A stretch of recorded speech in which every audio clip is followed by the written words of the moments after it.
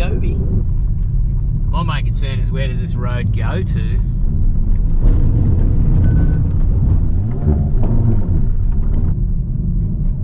I'll tell you what, if I had a little rally set up, I'd be into it. Hi everyone, I'm Guy Andrews and this is Guy's Garage YouTube channel. I'm in my i30N here about 2 hours north on the Sunshine Coast of my hometown on the Gold Coast, which is, for anyone overseas, that's the east coast of Australia, probably just an hour south of Brisbane, the Queensland's capital. And I've been up here for about 3 days watching my daughter compete in a dancing contest. She's only 5, so it's been fun. And I've had my car parked up for 2 days, and I've just packed it full of kit. So I've got my mountain bike in the back. You might hear a bit of the luggage squeaking in the back. So I'll put all my bike inside, even though I've got a rack on the roof, because I'm heading out now. I've got a little bit of spare time, heading about 20 odd k's out to the west of this area to find a road that I found on Google by a motorbike group, suggesting that it's a good little driving road. So I'm going to head out there and have a little drive. That's what I bought this car for, to enjoy country roads and track days and stuff like that. So interestingly though, I got in the car this morning with it all packed up, ready to rock and roll, and wouldn't start. Came up battery not recognised, sorry, key not recognised, but it sounded like a classic flat battery. So I sort of scratched my head and I went down the street to a Supacheap Auto and bought a jump start kit, and she started straight away. So my dilemma now is I've got a third of a tank of gas and I don't really want to stop too soon, because I'd like the battery to charge up. That's the other question, is why did it go flat? So I want to go for a little drive and hopefully not have to restart the car and it not start for me out even further away from town. So I'm heading out.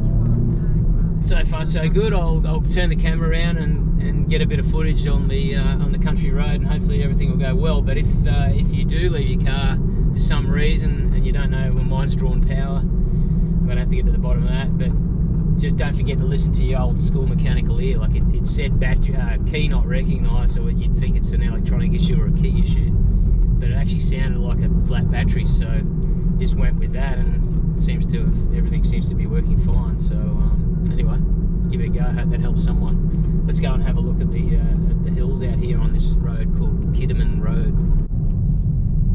All right, we're on the road. I've just come hooking up over a hill, and it's dirt. So looks like it's coming back to tar. I'm not really that keen to drive on the dirt road, but so it's a pretty smooth dirt road. It's not rutted or anything. It's a one direction road. Looks quite cool. It'd be a great gravel mountain bike or gravel bike ride. I'm not really that keen to put my car over rutted dirt roads at the moment, but I'm in and there's no going back right now. It's very picturesque. I'll see if I can get the camera turned around, give you guys a look at it. But look at this road.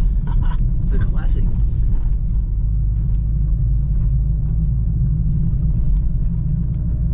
I'm assuming Kidaman Creek Road, when we get to it, given the motorbike guys like it. I don't think it was an adventure bike forum that I was on, but hopefully it's tar. Anyway, we're in a beautiful part of the world, and this is a one-way road. I imagine, I wouldn't be surprised if I saw someone in the Datsun 1600 come flying up behind me in a minute.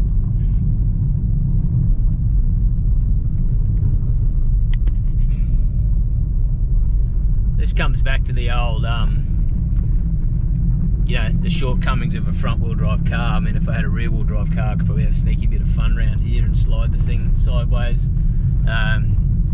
Sliding a front-wheel drive car on the handbrake on roads like this is a little bit more commitment than I actually want to give, but here comes a motorbike. Oh yeah, that's the up section. I thought this was one way. I saw a motorbike coming towards me. Well, that's good news. I'm going to pull over here and set the forward-facing camera up. See how we go. Yeah, this looks fun. That's what it's all about. There's a few motorbikes out here, so they know where the good roads are.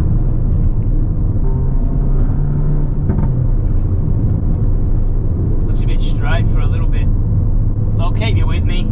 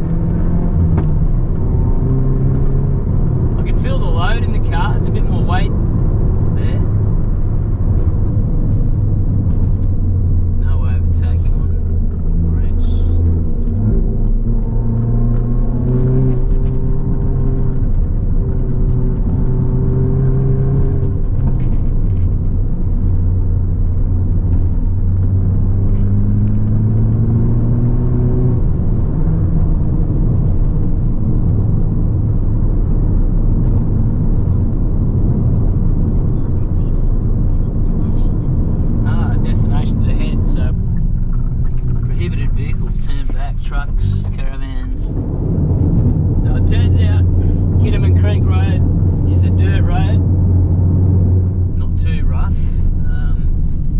If it's going to be gravel though, I think I might head back. Let's just see how long this gravel goes. And not really suited to low cars like this i30.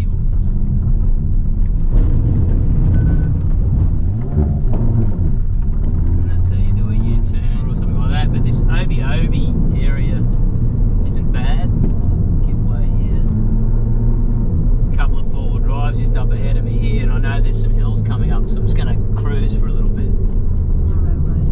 Give them a gap, and I'll roll camera and show you this climb up the side of this hill here. The one I came down on the other side was dirt, but I think the ascent from the southwest side, or I think this is the western side, is tarmac, but we'll soon find out. There we go, very steep climb. That's obviously where the 2.7 k's of driving, so I'm going to catch up to these four-wheel drives, no doubt, so I'll slow down a bit more. It's a really hot day today, 32 degrees Celsius, so I did think the car felt a bit weaker with the weight in the car, but also factor in the temperature. Ambient air temperature's up, and it's yeah, middle of the day, 12 o'clock. But it still feels plenty of grunt to have fun, that's for sure.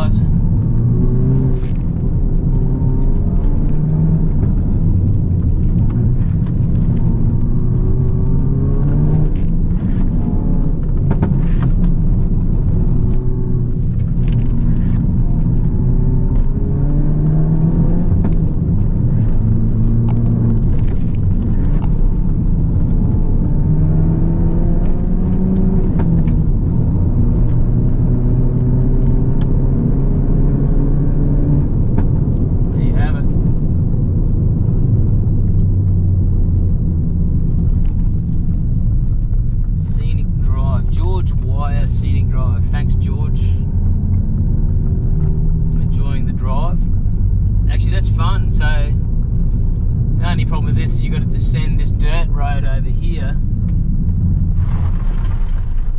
That's where I came down earlier. to get onto this fun section on the uphill. You can see the motorbikes were coming up here before, so I've just pulled over to let that car go. But yeah, we're probably nearly up. I just don't want to get another one come from behind. So it's a smooth descent down the dirt on the other side, and then